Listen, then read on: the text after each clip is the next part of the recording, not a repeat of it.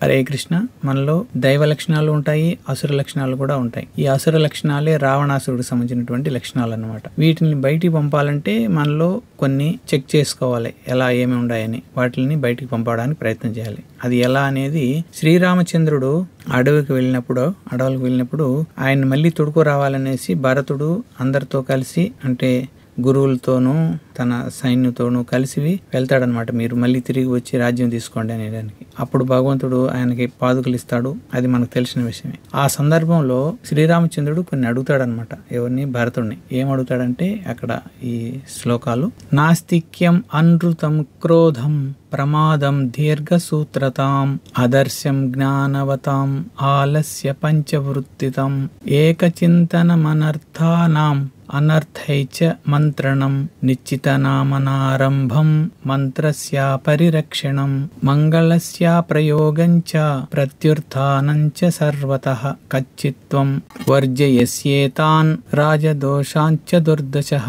ఇందులో మనకు 14 రకాల అంశాలను పరిగణలోకి తీసుకున్నప్పుడు వాటిల్లో నుంచి మనము బయటపడాలి. అవి ఆ దోషాలన్నీ కూడా రజోగుణకు సంబంధించినది లేదా అసురాలకు సంబంధించినటువంటి లక్షణాలు అనేసి ఇక్కడ చెప్తారు. దాని గురించి మనం ఇప్పుడు తెలుసుకుందాం.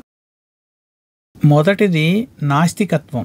భగవానుని కన్నా ధర్మం కన్నా భౌతిక విషయాలకే మనం ఎక్కువ ప్రాధాన్యత ఇవ్వడం, ఇది ఒక నాస్తికత్వం. ఇలాంటి వారికి దైవత్వం పైన కానీ భగవంతుడి పైన కానీ పరిపూర్ణ విశ్వాసం ఉండదు.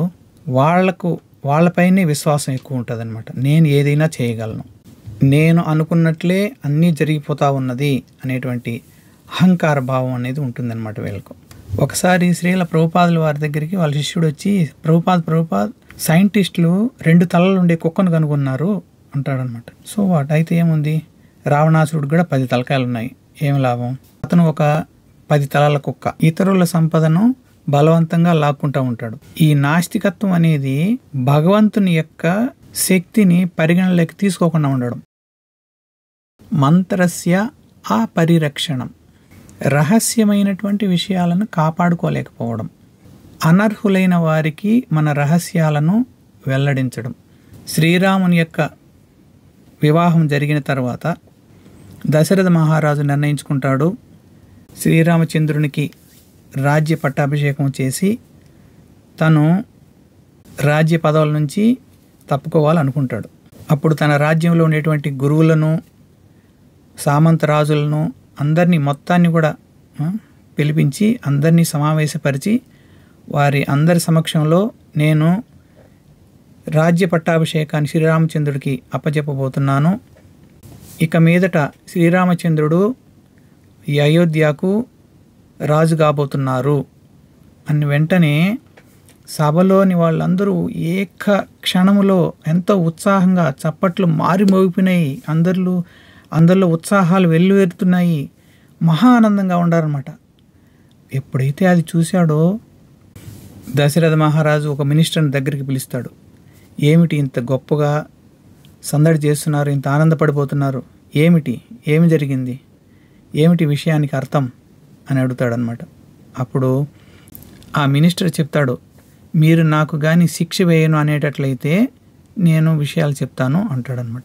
మీకు శిక్ష నేను ఎందుకు వేస్తాను, ఇందులో మీకు శిక్ష వేయాల్సిన అవసరం ఏమున్నది, నేనేం వేయను, చెప్పు అంటాడనమాట.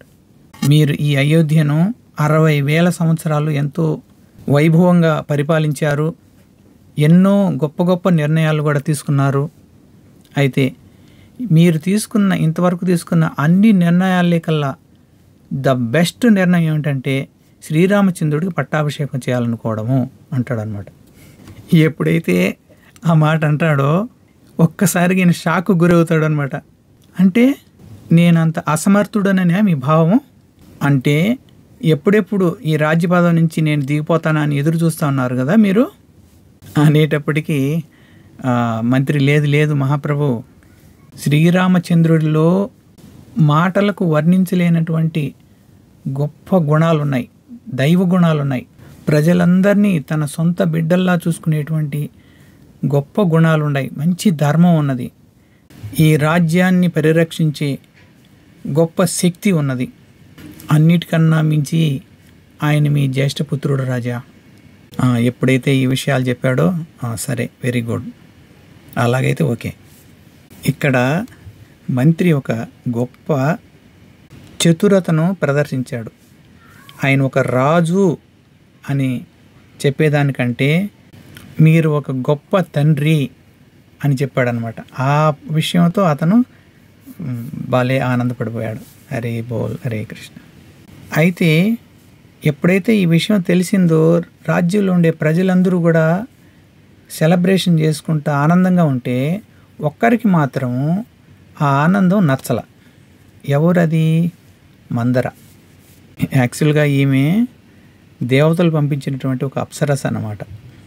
ఎందుకంటే శ్రీరాముని అడవులకు పంపించాలి, రావణాసురుడు వధ అనేది జరగాలి కాబట్టి ఇదంతా కూడా దేవతలు వేసినటువంటి ప్లాన్ అన్నమాట. కానీ ఆ విషయం మందరకు తెలియదు. నేను దేవత కన్యను అని ఇంత. ఆమె మనసులో దేవతలు ఎప్పుడెప్పుడు ఏం చేయాలో అవి వాళ్ళు సృష్టిస్తూ ఉంటారు. దాని ప్రకారం ఆమె నడుచుకుంటూ ఉంటుందన్నమాట. హరిబోల్. ఈ మందర పరిగెత్తుకుంటూ కైకేయి దగ్గరికి వస్తుంది. కైకేయి చంద్రుణ్ణి రాహు గ్రహణం పట్టేసింది. అప్పుడు కైకేయి అంటుంది, సో వాట్, అయితే ఏమవుతుంది గ్రహం వస్తే? ఏదైనా ఇబ్బందులు వస్తే నాకు 4 కుమారులు ఉన్నారు, ఎటువంటి ఇబ్బంది అయినా కానీ వాళ్ళు చిటికలో దాన్ని సాల్వ్ చేయగలరు, నాకేం బాధలేదు అంటుంది అనమాట. మంత్ర చెప్తుంది, ఇది నీ యొక్క మూర్ఖత్వం. దశరథ మహారాజు నీ పట్ల చాలా ఇష్టం ఉన్నట్లు ప్రదర్శించినప్పటికీ కూడా ఆయన లోపల ఎక్కువగా కౌశల్య మీదనే ప్రేమ కలిగి ఉన్నాడు. కైకేయి అడుగుతుంది, ఏమిటి నువ్వు చెప్తా ఉండేది, ఏంటి విషయం, ఏదేదో చెప్తా ఉండవు, ఏంటి విషయం?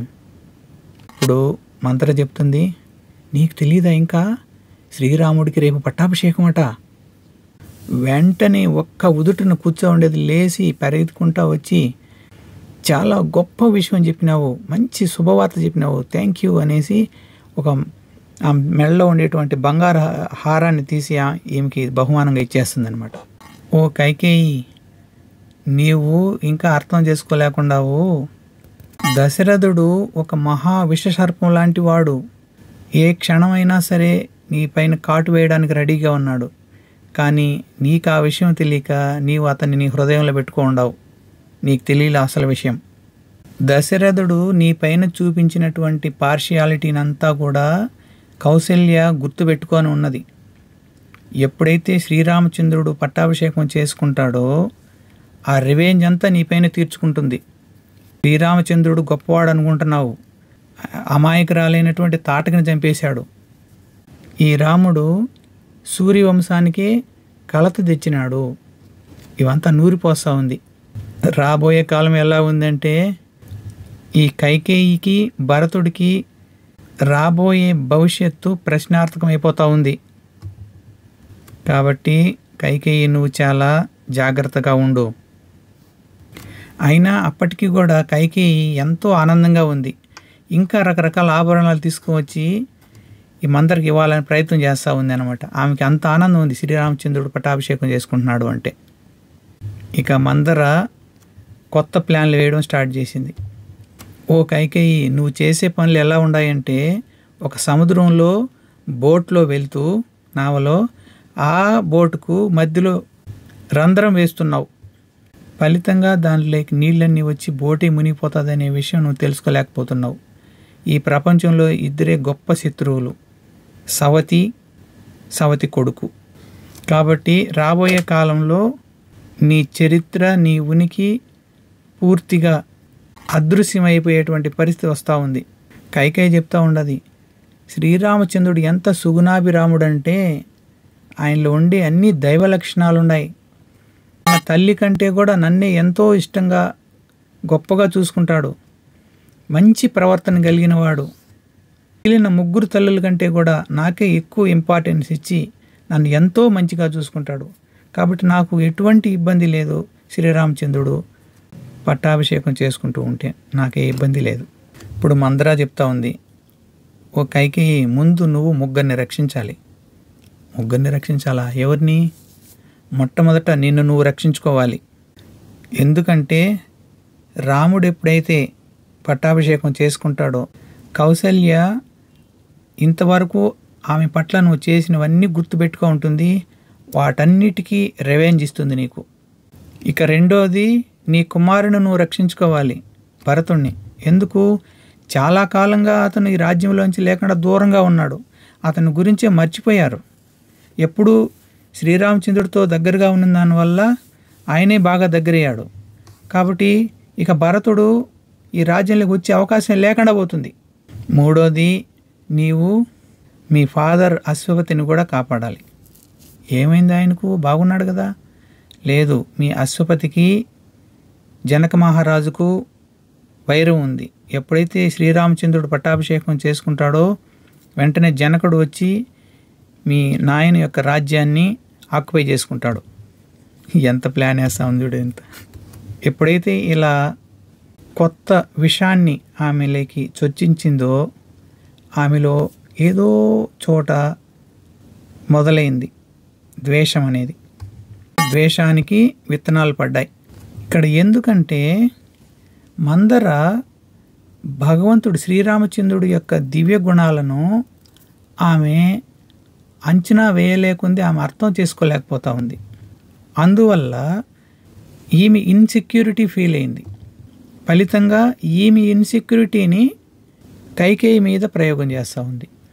ఎప్పుడైతే కైకేయి యొక్క ముఖంలో ఫీలింగ్స్ మారాయో అర్థం చేసుకునింది, ఇప్పుడు నీకు మంచి అవకాశం ఉంది, నీవు 2 కోరికలను అడుగు.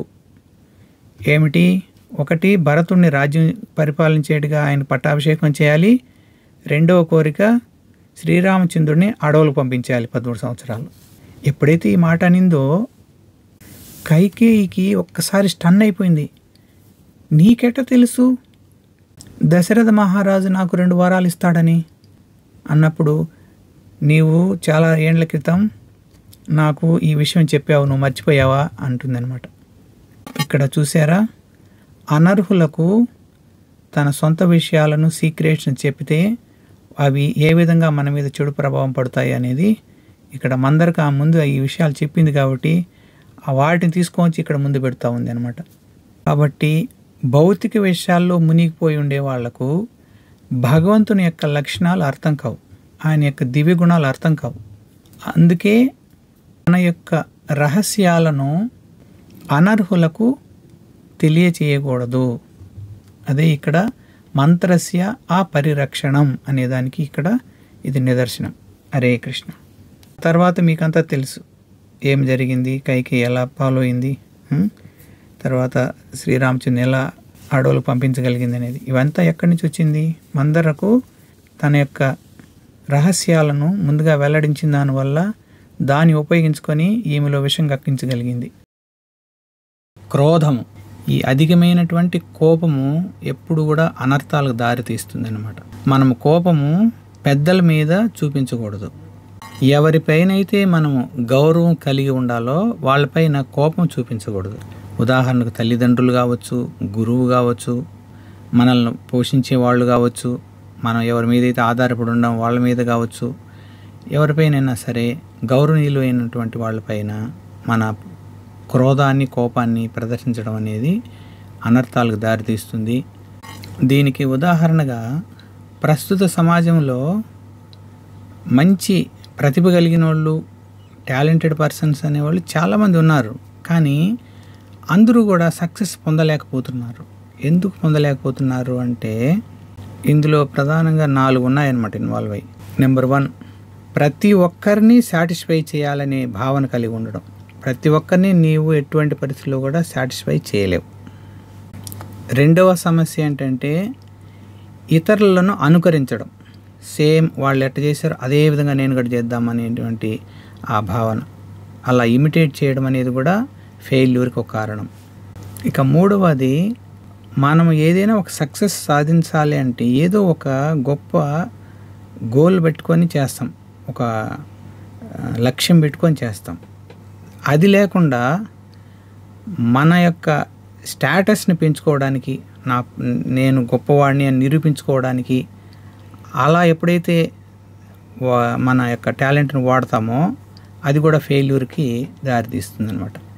మన టాలెంట్ అనేది మన లక్ష్యాన్ని చేరుకోవడానికి ఉపయోగపడాలి, కానీ మన యొక్క షో పుటప్ లేకపోతే నేను చాలా గొప్పవాడిని నిరూపించుకోవడానికి అలా దాన్ని కానీ వాడినామంటే అది ఫెయిల్యూర్ కింద దారితీస్తుంది.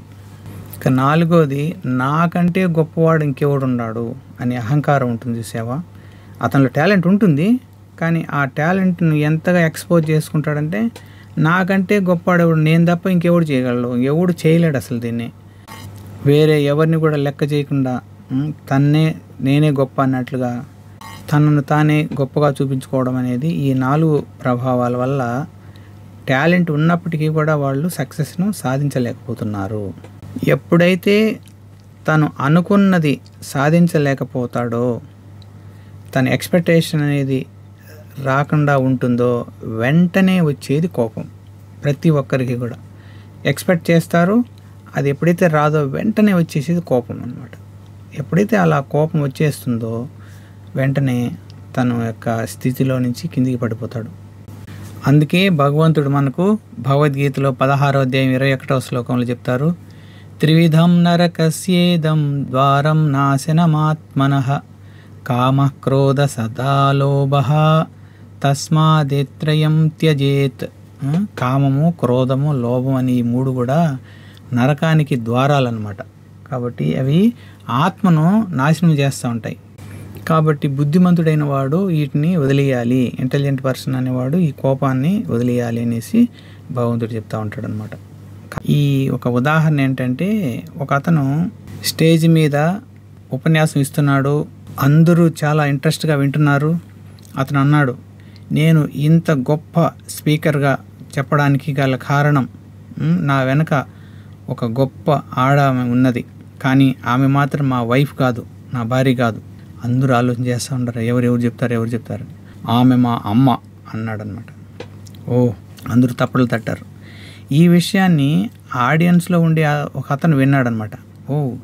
ఇలాగని చెప్పినామంటే భలే యాంగ్జైటీగా ఉంటుంది అని అనుకొని మరుసటి రోజు వాళ్ళ ఊళ్ళోకి వెళ్ళేసి అందరిని పిలుస్తాడనమాట. నేను ఎలా మాట్లాడాలి, ఎలా చేయాలి అనేది చాలా బాగా నేర్చుకొని వచ్చాను, మంచి గొప్పగా చెప్పగలను, అందరూ రండి కూర్చోండి అనేసి ఉపన్యాసం స్టార్ట్ చేశాడనమాట. నేను ఇంత బాగా నేర్చుకోవడానికి గల కారణం నా వెనక పక్క ఒక ఆడామె ఉన్నది, ఆమె మా వైఫ్ కాదు అంటాడనమాట.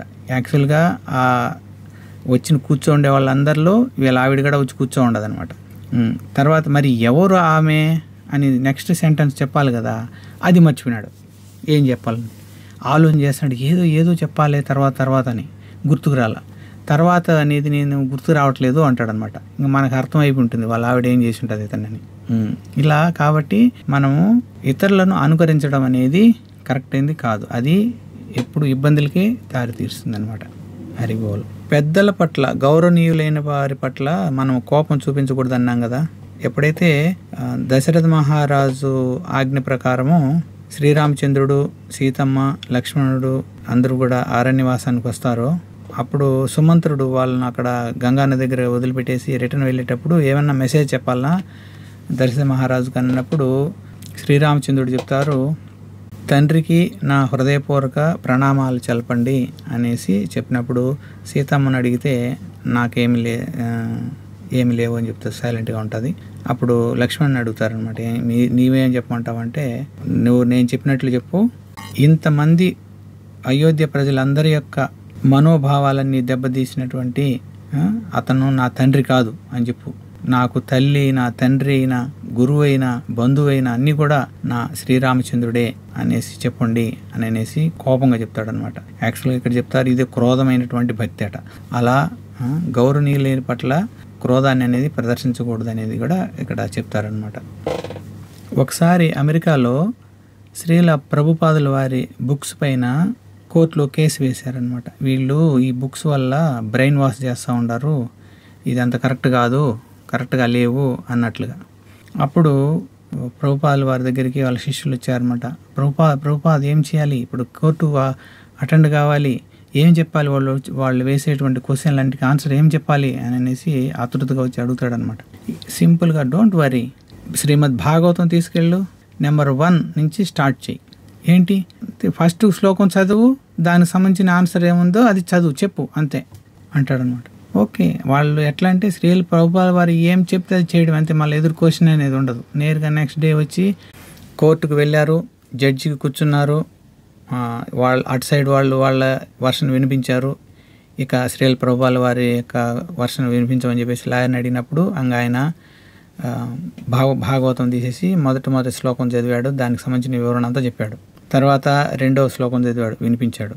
ఇలా వరుస పెట్టి ఆ శ్లోకము దానికి సంబంధించినటువంటి ఆన్సర్ అంతా డీటెయిల్గా వివరిస్తూ ఉండనమాట. అంటే అది ఒక భాగవతం అయిపోయిందనమాట కోర్టులో. ఒక 6 రోజులు విన్నాడు అనమాట జడ్జి వరుసగా. ఇంకా ఎన్ని ఉన్నాయి అన్నాడు, 18,000 శ్లోకాలు ఉన్నాయి అన్నాడు అనమాట. ఏం చెప్పాడంటే సరే అయితే అని చెప్పి ఆయనకు తెలిసినటువంటి ఆధ్యాత్మిక ఒక అతను అడ్వైజరు అతను చెప్పారు, ఈ శ్రీల ప్రభుపాద వారి బుక్స్ ఏసీ భక్తివేదాంత స్వామిది ఒకసారి గమనించి ఏమిటి ఆ బుక్స్లో ఏముంది అని అనేసి, ఇది ప్రామాణికమా లేకపోతే రియల్గా ఏదైనా ఇబ్బంది ఉండేదా వాటిల్లో అని. ఆయన ఒక కాపీ తెప్పించుకొని చూసి ఎక్సలెంట్, ఇది మంచి ఆథెంటికేషన్గా ఉంది, దీంట్లో ఏ ఇబ్బంది లేదు, పైగా బెనిఫిషియరీ అనమాట, ఎవరైతే వింటారో వాళ్లకు ఎంతో మంచి కలుగుతుంది ఇది అనమాట. విమర్శకుల దగ్గర నుంచి కూడా ప్రశంసలు అందుకోవడం అనమాట, అంత గ్రేట్ అనమాట ఇది. వెంటనే జడ్జి ఆ కేసును కొట్టేసి ఇది చాలా మంచిది, అందరూ కూడా పాటించడం మంచిది కాబట్టి అది గ్రేట్ అనమాట. ఆ విధంగా మనకు కూడా అనవసరమైన కోపాలు వచ్చినప్పుడు దాన్ని తెలివిగా ఎలా ఎదుర్కోవాలి ఆలోచన చేయాలి, కానీ కోపం అనేది అన్ని రకాలుగా మనకు ఇబ్బంది కలిగిస్తుంది అనేది మనం తెలుసుకోవాలి. హరే కృష్ణ. ఆలస్యము బద్ధకం అనేది పనికిరాదు, తొందరగా నిర్ణయం తీసుకోవాలి. భరతుడు ఎప్పుడైతే శ్రీరామచంద్రుడు అడవికి వెళ్ళాడో, దశరథ మహారాజు శరీరం వదిలేశాడో, ఈయనకు అనేకమైనటువంటి ఛాలెంజెస్ వచ్చాయన్నమాట. అంటే అందరూ తనను విమర్శించేవాళ్లే, ఇతనికి ఏమీ తెలియదు పాపం. చేసిందంతా కైకేయి మాత చేసినప్పటికీ కూడా అందరూ ఇతన్నే విమర్శిస్తూ ఉంటారనమాట. ఎంతగా గొప్పగా ఓర్చుకున్నప్పటికీ వాళ్ళ పరిధిలో ఇతన్ని పాయింట్అవుట్ చేస్తూనే ఉన్నారనమాట. వశిష్ఠుడు చెప్తా ఉండారు, ఏమన్నాడంటే, భరత నీకు తెలుసా, ఈ సృష్టిలో కల్లా పరమ దయనీయులైనటువంటి వాళ్ళు ఎవరు అంటే శాస్త్రాలు తెలియని బ్రాహ్మణులు, ప్రజలను తన కన్నబిడ్డల్లాగా చూసుకోలేనటువంటి రాజులు, పరమ పిసినారి అయినటువంటి వైశ్యుడు, సేవ చేయడంలో విపరీతమైనటువంటి క్రోధం ప్రదర్శించేటువంటి శూద్రుడు, వీళ్ళందరూ కూడా పరమ దయనీయులైనటువంటి వాళ్ళు. అదేవిధంగా శిష్యుడు ఎవరైతే గురువు చెప్పిన ఆదేశాలను ఉల్లంఘిస్తూ ఉంటాడో అతను కూడా పరమ దయనీయుడే. పేరుకు మాత్రం వైరాగ్యం కలిగిన వాడు, కానీ అతనేమో పెద్ద బంగ్లాలో పెద్దగా ఆనందాన్ని పూర్తిగా ఐశ్వర్యాలని అనుభవిస్తూ ఉన్నాడు అనుకో, ఇంకా అతనికి ఏం వైరాగ్యం ఉంటుంది. వీళ్ళంతా కూడా దయనీయమైనటువంటి స్థితిలో ఉండేటువంటి వాళ్ళుగా మనం పరిగణించాలి. వీళ్ళు గొప్ప వాళ్ళ కింద కాదనమాట. వీటన్నిటికంటే కూడా ఇంకా దయనీయమైనటువంటి వాళ్ళు ఎవరంటే ఆ ప్రజలు, ఏ ప్రజలకైతే వాళ్ళను సక్రమంగా ధర్మ మార్గంలో నడిపించేటువంటి ఒక రాజు లేకుండా ఉంటాడో, రాజీ లేనటువంటి ప్రజలు ఉంటారు చూడ, వాళ్ళు పైన చెప్పిన వాళ్ళందరికంటే కూడా ఇంకా దయనీయమైనటువంటి వాళ్ళు. కాబట్టి భరత నువ్వు గుర్తుపెట్టుకో, వెంటనే నువ్వు రాజ్యానికి పట్టాభిషేకం చేసుకో, లేకపోతే నీ ధర్మానికి నువ్వు అన్యాయం చేసినట్టు అవుతావు అని ఎంతగా ప్రదర్శన చేస్తున్నారు. భరతుడికి రాజ్యం ఏలాలని లేదు, శ్రీరామచంద్రుడికి పట్టాభిషేకం చేసి ఆయన కిందనే సేవకుడుగా ఉండాలని ఇతని ఇష్టం. ప్రస్తుతానికి శ్రీరామచంద్రుడు లేడు, వీళ్ళందరూ కూడా భరతుడిని ఫోర్స్ చేస్తున్నారు, నువ్వు ఖచ్చితంగా రాజ్యాధికారం తీసుకొని తీరాల్సిందే అని. ఈ పరిస్థితుల్లో భరతుడికి ఏమి చేయాలో నిర్ణయించుకోలేని పరిస్థితి తయారైందనమాట. కాబట్టి ఇలాంటి సమయంలో నిర్ణయాలు చాలా ఫాస్ట్గా తీసేసుకోవాలి, నాకు ఇష్టం లేదు లేదా ఇష్టం ఉంది అనేటట్లు. అప్పుడు భరత మహారాజు ఏం చేస్తారంటే, దానికి మనం అందరం వెళ్ళేసి శ్రీరామచంద్రుడిని ప్రాధేయపడదాం రమ్మని చెప్పేసి తిరిగి అనేసి అప్పుడు ఆ డెసిషన్ తీసుకుంటారనమాట. హరిబోల్. పంచవృత్తితాం అంటే ఇంద్రియ సుఖాల పట్ల అధికమైనటువంటి వ్యామోహం కలిగి ఉండడం. ఇక్కడ ఎగ్జాంపుల్ వచ్చి శూర్పణఖగా చెప్పుకోవచ్చు. శూర్పణఖ శ్రీరాముని యొక్క సౌందర్యాన్ని చూసి విపరీతమైన మోహానికి గురైంది. ఏమాత్రం సిగ్గుగడ లేకుండా నేరుగా వచ్చి, మీరంటే నాకు చాలా ఇష్టము, నేను పెళ్లి చేసుకుంటాను, మనం వెళ్దాము అన్నట్టుగా డైరెక్ట్గా ఆయనకు ప్రపోజ్ చేస్తుంది. శ్రీరాముడు చెప్తాడు, నేను ఆల్రెడీ పెళ్ళైన వాడిని, మా ఆవిడ కూడా చూడు పక్కన ఉంది, ఇప్పుడు నేను నిన్ను పెళ్లి చేసుకుంటే నువ్వు ఒక సవతి అవుతావు, నీకేం బాగుంటుంది సెకండ్ వైపుగా వచ్చితే. ఇప్పుడు అక్కడ ఒక అతను ఖాళీగా ఉన్నాడు చూడు, లక్ష్మణుడు. అతని దగ్గరికి వెళ్ళావంటే అతనికి భార్య లేదు కాబట్టి నువ్వు అతన్ని చేసుకోవచ్చు. వెంటనే ఏమాత్రం సిగ్గు లేకుండా నేరుగా లక్ష్మణుడి దగ్గరికి వెళ్ళేసి నేను నిన్ను చేసుకుంటాను, మనము విహారం చేసుకోవచ్చు, నన్ను చేసుకో అని చెప్పి అడుగుతుంది అనమాట. అప్పుడు లక్ష్మణుడు అంటాడు, నేను శ్రీరాముడి యొక్క దాసుడిని, నీవు నన్ను చేసుకుంటే ఇప్పుడు సీతమ్మకు దాసి అవుతావు. నువ్వు గుర్తుపెట్టుకో, రెండవ భార్యగా పోవడం మంచిదా, మొదటి భార్యకు సేవకురాలుగా పోవడం మంచిదా? కాబట్టి నువ్వే నిర్ణయించుకో, బెటర్ ఏమంటే నువ్వు శ్రీరాముడి దగ్గరికే వెళ్ళు అంటాడనమాట. మళ్ళీ వెళ్తుంది, ఏమాత్రం ఆలోచన చేయకుండా నేరుగా వెళ్ళేస్తుంది అనమాట మళ్ళీ శ్రీరాముడి దగ్గరికి. ఇదంతా సీతమ్మ వల్లనే కదా అనేసి సీతమ్మ మీద అటాక్ చేయడానికి పూనుకునింది. వెంటనే శ్రీరామచంద్రుడు ఆర్డర్ వేస్తాడు లక్ష్మణుడికి, ఇంకా ఉపేక్షించి లాభం లేదు, వెంటనే ఈమెకి బుద్ధి చెప్పమని. తర్వాత ఆమెకి ముక్కు చెవులు కోసేస్తారు. వెంటనే ఆమె వెళ్ళి తన అన్నలైనటువంటి కరదూషణుల దగ్గరికి వెళ్ళేసి 14,000 మంది సైనికులతో కూడా కలిసి వస్తారనమాట. ఎప్పుడైతే వాళ్ళు శ్రీరామచంద్రుడి పైన దాడి చేయడానికి వస్తారో అంతకుముందు ఒక చిన్న సన్నివేశం జరుగుతుంటుంది. శ్రీరామచంద్రుడు ఎప్పుడు బాణం పట్టుకొని వెళ్తూ ఉంటాడు కదా, అప్పుడు సీతమ్మ ఒక కామెంట్ చేస్తుంది, ఎప్పుడు ఈ బాణం పట్టుకోండవు, ఇది ఎందుకు, ఇది ఆర్నమెంటా, ఊరికి హంగుగా పెట్టుకోవడానికే, ఎందుకు దీంతో ఏమైనా యుద్ధం చేసేది ఉందా, లేదంటే ఏదైనా బాణం వేసేది ఉందా అని అప్పుడు కామెంట్ చేసి ఉంటుంది. అప్పుడు ఏమనడు, దాని టైం వచ్చినప్పుడు తెలుస్తుంది లేని. ఇప్పుడు ఆ టైం వచ్చినప్పుడు లక్ష్మణుడు నేను చేస్తానన్నా, మీరు సీతమ్మ దగ్గర ఉన్నానంటే నో వద్దు, ఇది నాకు టైము, నేను తప్పనిసరిగా యుద్ధం చేయాలి, నీవు ప్రొటెక్షన్గా ఉండు సీతమ్మకు అని చెప్పేసి 1 గంట లోపల 14,000 మందిని మట్టి గరిపించేస్తాడనమాట. ఎప్పుడు బాణం తీస్తున్నాడో, ఎప్పుడు వేస్తున్నాడో, సంధిస్తున్నాడో తెలియనటువంటి అంత పవర్ఫుల్గా చేస్తాడు. శ్రీరామచంద్రుడు ఏ మాత్రము తొణకలేదు, ఆవేశానికి గురి కాలేదు, ఆందోళనకు గురి కాలేదు, శ్రమకు గురి కాలేదు. అలా సింపుల్గా 14,000 మందిని చంపేశాడనమాట. ఆ విషయాన్ని ఎప్పుడైతే సీతమ్మ చూసిందో మహానందం వేసి పరిగెత్తుకుంటా వచ్చి గట్టిగా భగవంతుని కౌగిలించుకుంటుంది. ఇందులో మనం తెలుసుకోవాల్సింది, విపరీతమైనటువంటి కామానికి గురైనటువంటి శూర్పణఖ శిక్షకు గురైంది. తనను కామెంట్ చేసినప్పటికీ ఉద్రేకపడకుండా దాని టైం వచ్చినప్పుడు శ్రీరామచంద్రుడు ఆ బాణం యొక్క విలువ, తన యొక్క ప్రతాపం అనేది చూపించాడు. అంతవరకు పేషెన్స్ అవసరం, అంటే అంతవరకు నిగ్రహ శక్తి అవసరం అనమాట. తొందరపడవలసిన అవసరం లేదు అనేది ఇక్కడ మనం తెలుసుకోవాల్సింది. తర్వాత శూర్పణఖ వెళ్ళి రావణాసురుడికి చెప్తుంది అనమాట, నేను నీ కోసం ఒక అందమైన స్త్రీని చూశాను, ఆమె యొక్క అందం ఈ ముల్లోకాల్లోనే లేరు, ఆమెను కానీ నువ్వు పెళ్లి చేసుకుంటే చాలా గ్రేటు, నేను ఆమెని తీసుకొని వచ్చి నీకు అప్పచెప్దామనుకుంటే నా ముక్కు చెవులు కోసేశారు శ్రీరామచంద్రుడు లక్ష్మణుడు.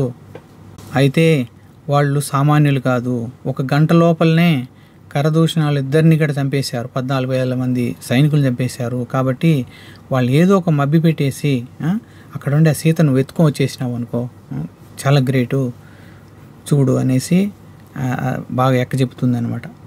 అంటే అంత అబద్ధాలు చెప్తుంది. ఇక్కడేం చెప్పింది, సీత అంత చాలా బక్కసిక్కిపోయినది, ఆమె ఏం అందంగా ఉండదు, నేను చాలా అందంగా ఉండదని ఇక్కడ అందంగా ఉండాను అంటది ఇక్కడ.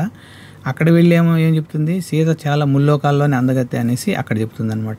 ఇలాంటి అబద్ధాలు చెప్పేటువంటి మనస్తత్వం అనేది ఈ కామంతో ఉండే వాళ్ళకు ఎక్కువ అనమాట. ఆల్రెడీ రావణాసుడికి కామం ఎక్కువే కదా. సరే, అతను నేరుగా మారీచుడి దగ్గరికి వెళ్తాడు, నీవు బంగారు జింకగా మారేసి సీతమ్మను ఆకర్షింపజేయి, రాముడు నీ వెంట పడితే నేను సీతను అపహరించుకొని తీసుకొస్తాను అంటాడు అనమాట. అప్పుడు మారీచుడు చెప్తాడు, నువ్వు ఏమనుకుంటున్నావు, రాముడు అంటే ఒక్క బాణంతో నన్ను 10,000 మైళ్ళ దూరం కొట్టేశాడు, రా అంటే మళ్ళీ మా అంటారేమో అని భయపడి మేము పరిగెడుతూ ఉన్నాను, అలాంటిది నువ్వు అనవసరంగా శ్రీరామచంద్రుడితో పెట్టుకుంటున్నావు, నా మాటిని వెనక్కి వెళ్ళిపో, ప్రశాంతంగా నీ భార్య పిల్లలతో ఆనందంగా గడుపు, ఊరికి ఎందుకు ఇది తెచ్చుకుంటావు అంటే అప్పుడే ఈయన వెళ్ళిపోతాడు.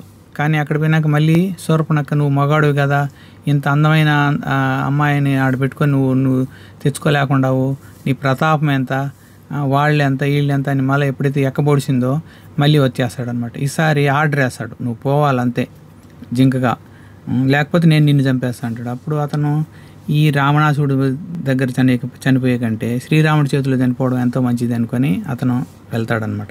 ఆ తర్వాత మళ్ళీ మనం తెలిసిన విషయాలే. అంటే ఇక్కడ కామం అనేది విచక్షణ జ్ఞానాన్ని కోల్పోయేటట్టు చేస్తూ ఉంటుందన్నమాట. అంత గొప్పవాడు కూడా ఈ ఎప్పుడైతే దీని కామవశుడు అవుతాడో ప్రాపర్గా సరైన నిర్ణయం తీసుకోవడంలో ఫెయిల్ అవుతూ ఉంటాడనమాట. అది ఇక్కడ మనం తెలుసుకోవాల్సింది. నిశ్చితానామనారంభం, నిర్ణయించుకున్న పనిని చేయకుండా అలా కాలం గడిపేయడం.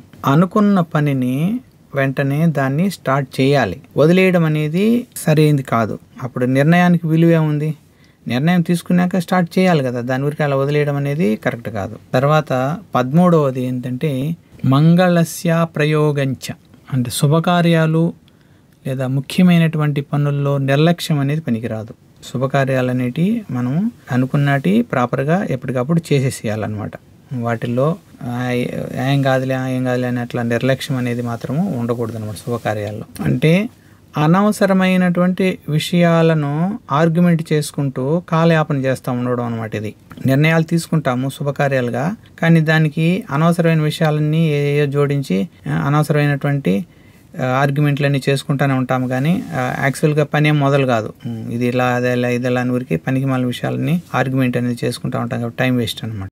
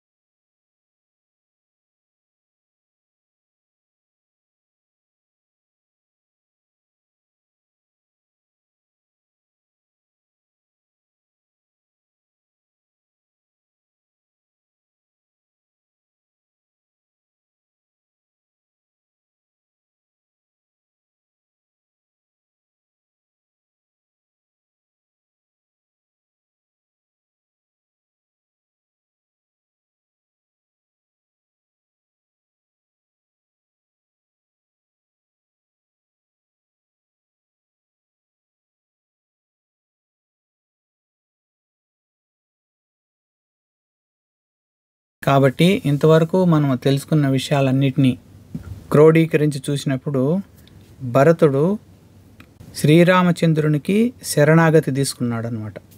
భగవంతుడి పట్ల అంత విధేయతాభావం అన్నమాట. తనకు చెప్పకుండా తల్లి చేసినటువంటి అపరాధాన్ని హోల్డ్ చేసుకోవాల్సి వచ్చింది, భరించాల్సి వచ్చింది. తాను చేయని తప్పుకు ప్రజలందరూ కూడా నిందలు వేసినా కూడా దాన్ని కూడా భరించాల్సి వచ్చింది. సాక్షాత్తు గురువు అయినటువంటి వశిష్ఠుడు సర్వం తెలిసినవాడు కూడా వశిష్ఠుడు పరీక్షించినప్పుడు అందులో కూడా ఆయన భరించవలసి వచ్చింది. ఎందుకంటే గురువుల పట్ల పెద్దల పట్ల కోపాన్ని ప్రదర్శించకూడదని చెప్పాం కదా, కాబట్టి వాళ్ళ పట్ల ఎటువంటి కోపాన్ని ప్రదర్శించలేదు. వాళ్ళు నీవు రాజ్యం తీసుకో అనేసి ఫోర్స్ చేసినప్పటికీ కూడా సాక్షాత్తు శ్రీరామచంద్రుడు పెద్ద కుమారుడు, ఆయనకే సర్వము చెందవలసింది, కాబట్టి నేను అందుకు అనర్హుడను అని క్లియర్గా చెప్పాడనమాట. అవకాశం ఉండి అయోధ్య మొత్తాన్ని కూడా ఇతను ఏలగలిగేటువంటి అర్హత ఉండేటువంటి పరిస్థితులు వచ్చినప్పటికీ కూడా ఆయన దాన్ని స్వీకరించలేదు. అంటే ఇక్కడ మోహానికి గురి కావట్లేదు. ప్రజలు రాజు లేకుండా ఉండడం అనేది కరెక్ట్ అయిన పద్ధతి కాదు అని అనేక ఉదాహరణలు చెప్పినప్పుడు నేను మీ యొక్క ఆజ్ఞను ఉల్లంఘించడం లేదు, నా వర్షన్ నేను చెప్తున్నాను, మనమందరం వెళ్ళి శ్రీరామచంద్రుడిని వెనక్కి తీసుకెద్దాము అనేసి మళ్ళీ కన్వీనియన్స్ చేశాడనమాట. ఆయన్నే సలహా అడిగాడు. అంటే కాబట్టి మనకు ఏదైనా సంకట పరిస్థితులు వచ్చినప్పుడు గొప్ప వాళ్ళ యొక్క సలహా కూడా తీసుకోవాలి. తీసుకున్నాడు. భరద్వాజ మహర్షి ఇతన్ని పరీక్షించాలని చూస్తాడనమాట. అన్ని రకాల ఫెసిలిటీలు ఇస్తే ఇతను ఎలా స్పందిస్తాడని. కానీ అక్కడ ఒకటే ఒక రాత్రిలో పెద్ద సింహాసనాన్ని, పెద్ద పెద్ద వైభవాలన్నింటిని కూడా సృష్టించినప్పటికీ కూడా భరతుడు నేరుగా సింహాసనం దగ్గర పాదాల దగ్గర వచ్చి నిలబడుకొని ఆయన ఆ సింహాసనం ఆనుకొని కింద కూర్చుంటాడే కానీ దాని మీద కూర్చోడనమాట. అంటే ప్రతి ఒక్క చోట అందరూ ఇతన్ని పరీక్షిస్తూనే ఉన్నారనమాట. అన్ని పరీక్షలకు తట్టుకొని నిలబడ్డాడు. తర్వాత శ్రీరామచంద్రుడిని తిరిగి రమ్మని ఆయన పాదాల మీద పడి వేడుకుంటూ కన్నీళ్లతో స్వాగతం పలుకుతాడు, కన్నీళ్లతో వేడుకుంటాడు. కానీ శ్రీరామచంద్రుడు మాట ఇచ్చారు కాబట్టి నేను రాలేనన్నప్పుడు ఫైనల్గా పాదుకలను తీసుకొచ్చి పట్టాభిషేకం చేసుకుంటారు. ఇక ఈ రామాయణంలో రెండవ విషయం ఏమిటంటే హనుమంతుడు కూడా సీతామాతను వెతకడానికి వెళ్ళినప్పుడు అనేక రకాల స్త్రీలను, వాళ్ళ రకరకాల భంగిమలను, ఎన్నో రకాలైనటువంటి చూడరాని సన్నివేశాలు ఎన్నో చూసినప్పటికీ కూడా ఆయన చెలించకుండా నిగ్రహంతో ఉంటారు. ఫైనల్గా తను వెళ్ళిన కార్యాన్ని నెరవేర్చుకొని తిరిగి వస్తాడనమాట. ఆ విధంగా మనము కూడా మన లైఫ్లో భగవంతుని యొక్క అనుగ్రహాన్ని పొందడానికి అనేక రకాలైనటువంటి సవాళ్ళను ఎదుర్కోవాల్సి వస్తుంది, ఎన్నో రకాల ఇబ్బందులు ఎదుర్కోవాల్సి వస్తుంది. వాటన్నిటినీ తట్టుకొని నిలబడాలి. ఎక్కడ కూడా సహనం కోల్పోకూడదు, ధర్మం నుంచి వైదొలగకూడదు. ఎంత వీలు పడితే అంత మనము గురువుల యొక్క సలహాలు తీసుకుంటూ ఉండాలి ఎప్పుడు కూడా రెగ్యులర్గా. భగవంతుని యొక్క భక్తుల సలహాలు, గురువుల సలహాలు తీసుకుంటూ ఉండేటప్పుడు ఏమవుతుందంటే మనకు రకరకాల ఇబ్బందులన్నింటిలో నుంచి కూడా ఎలా బయటపడాలో గురువు ఆదేశిస్తూ ఉంటారు. అదేవిధంగా మనకు మాయగడ ఎన్ని రకాలుగానో ప్రలోభపెడుతూ ఉంటుంది. వాటిల్లో నుంచి కూడా మనం బయటపడేదానికి ప్రయత్నం చేస్తూ ఎప్పుడైతే ఇలా స్థిరంగా ముందుకు భక్తి మార్గంలో వెళ్తూ ఉంటామో తప్పనిసరిగా మనకు విజయం అనేది చేకూరుతుంది. కాబట్టి అలా భక్తి మార్గంలో స్థిరంగా నిలబడేటట్లు గురుదేవుల యొక్క కృప, భగవంతుని కృప అపారంగా ఉండేటట్లు మనకు ఆశీర్వదించమని గురుదేవుల యొక్క పాదాలు పట్టుకొని మరియు భగవంతుని యొక్క పాదాలు పట్టుకొని మనం వేడుకున్నాం. హరే కృష్ణ కృష్ణ కృష్ణ హరే హరే, హరే రామ రామ రామ హరే హరే. జగద్గురు శ్రీల ప్రభుపాదకి జై.